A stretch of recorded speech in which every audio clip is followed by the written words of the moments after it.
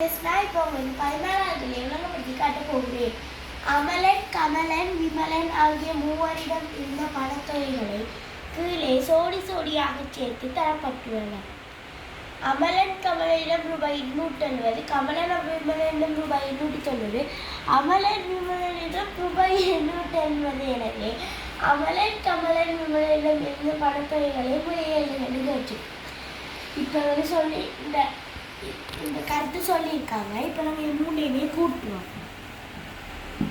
கூட்டினா 340 வருது. இதில் தந்த 3 பேருமே சோடி சோடியாக 2 தடவை வந்திருக்கணும். 240 2ஆல் பிரிக்கணும். பிரித்தா 420. இங்கே அமலன் கமல்கிட்ட தந்திருக்கு. ஆனால் விமலன்ட்ட இது தரையில. அப்போ 420 கழிச்சா 150. அப்போ விமலனுக்கு 180.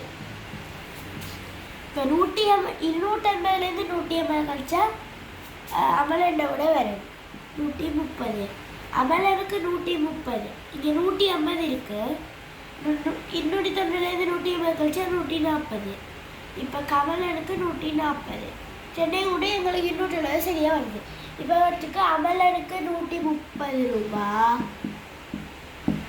அடுத்தது கமலனுக்கு 140 ரூபா. அடுத்த விமலனுக்கு 150 ரூபா. Thank you viewers.